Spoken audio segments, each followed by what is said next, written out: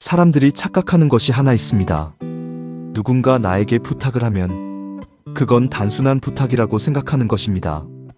그래서 대부분의 사람들은 이렇게 반응합니다. 조금 더 참습니다. 조금 더 맞춰줍니다. 조금 더 이해하려고 합니다. 왜냐하면 관계를 망치고 싶지 않기 때문입니다. 그리고 이렇게 생각합니다. 이 정도는 괜찮겠지. 이걸로 문제 만들 필요는 없잖아. 내가 조금 더 참으면 되지. 하지만 이 생각이 반복되기 시작하면 관계는 아주 미묘하게 바뀌기 시작합니다. 처음에는 분명히 부탁이었습니다. 그래서 선택할 수 있었습니다. 할지 말지 내가 결정할 수 있었습니다.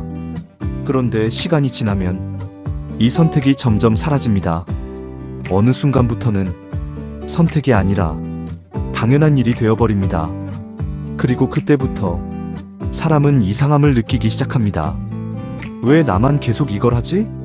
왜 항상 내가 맞추는 것 같지? 이게 원래 이런 관계였나?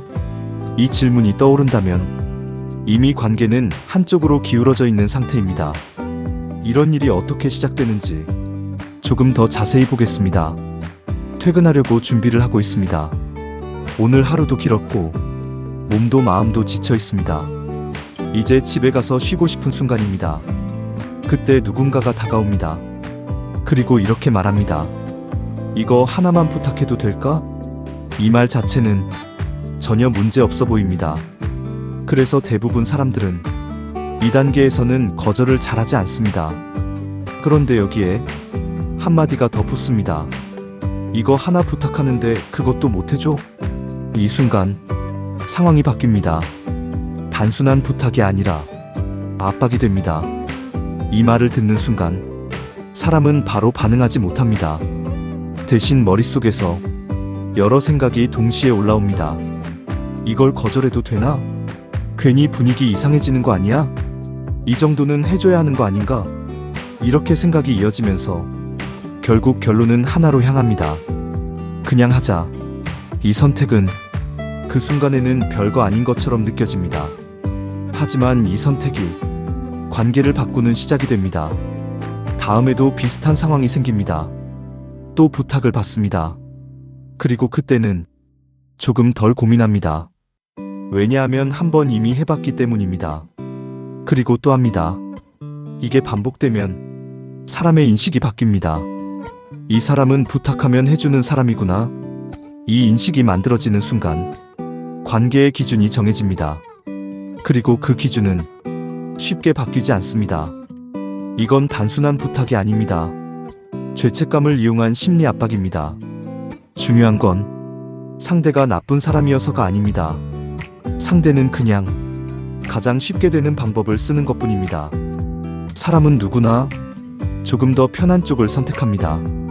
그리고 한번 편해지면 그 방식을 반복합니다.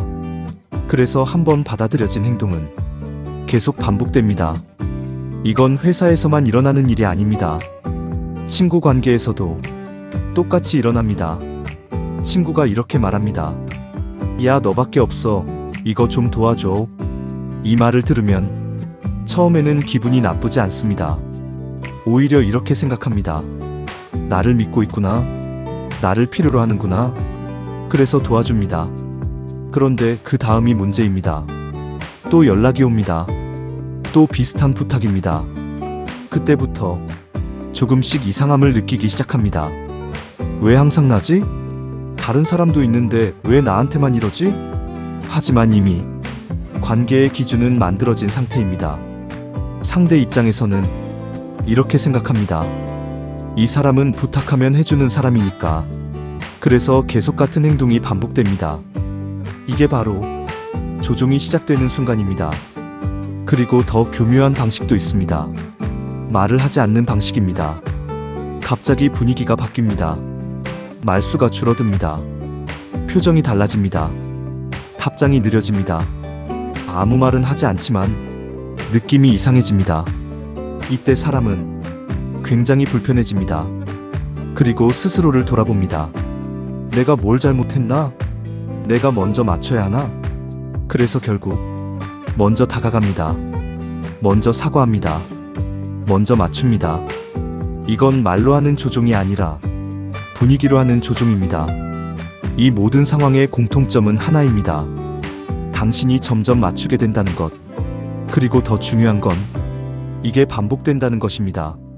사람은 한 번 만들어진 관계를 쉽게 바꾸지 않습니다. 그래서 처음이 중요합니다.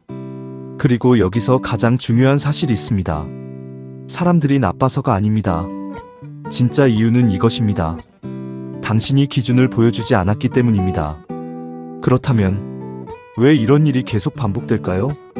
왜 어떤 사람에게는 계속 부탁이 몰리고 어떤 사람에게는 아예 부탁 자체가 줄어들까요? 그 차이는 생각보다 단순합니다. 기준이 보이느냐, 보이지 않느냐의 차이입니다. 사람은 상대를 보면서 무의식적으로 판단합니다. 이 사람은 어디까지 괜찮은 사람인가? 그리고 그 기준을 확인하는 방법은 생각보다 간단합니다. 한번 부탁해봅니다. 그때 상대가 쉽게 받아주면 더 부탁해도 되겠구나. 애매하게 거절하면 조금 더 밀어볼까? 분명하게 선을 긋으면 이건 안 되는 사람이구나. 이렇게 판단이 끝납니다. 문제는 대부분 사람들이 이 과정에서 명확하게 거절하지 못한다는 것입니다. 그래서 이런 상황이 반복됩니다. 이번만 도와줄게. 이번에는 괜찮아. 다음에는 안 할게. 하지만 상대 입장에서는 이렇게 받아들입니다. 이 사람은 결국 해주는 사람이구나. 그래서 다음에는 더 자연스럽게 부탁합니다. 그리고 더 중요한 건 점점 강도가 올라간다는 것입니다. 처음에는 작은 부탁이었습니다. 그 다음에는 조금 더 큰 부탁. 그리고 나중에는 당신이 부담을 느끼는 수준까지 올라갑니다. 그런데도 거절하지 못합니다. 왜냐하면 이미 관계의 기준이 그렇게 만들어졌기 때문입니다. 이게 반복되면 사람은 점점 지치게 됩니다. 왜 나만 이렇게 힘들지? 왜 항상 내가 맞추는 것 같지? 이 생각이 들기 시작하면 이미 늦은 상태입니다. 관계는 이미 한쪽으로 기울어져 있습니다. 그리고 이 상태에서 사람들은 더 큰 실수를 합니다. 더 참으려고 합니다. 내가 조금 더 참으면 괜찮아지겠지. 괜히 문제 만들고 싶지 않은데. 하지만 현실은 반대입니다. 참을수록 상대는 더 편해집니다. 양보할수록 그게 기준이 됩니다. 그리고 어느 순간 당신의 배려는 당연한 것이 됩니다.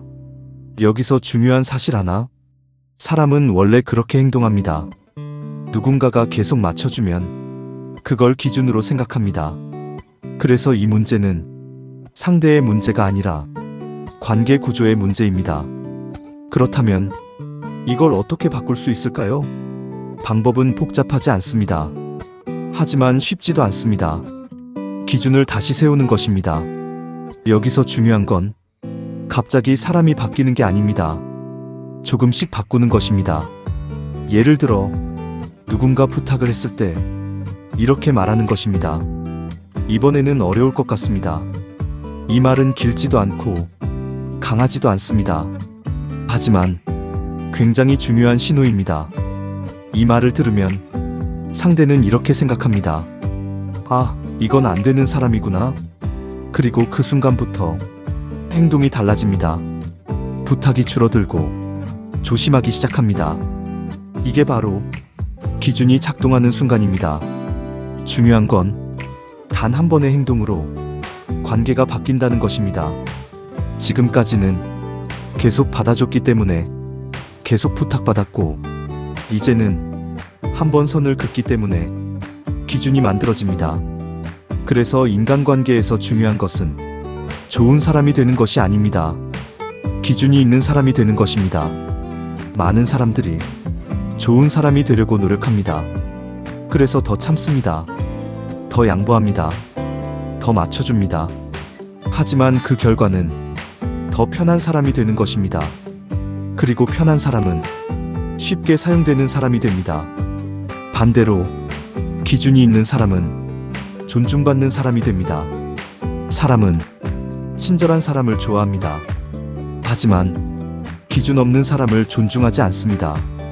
그래서 아이러니하게도 항상 맞춰주는 사람이 더 힘들어집니다.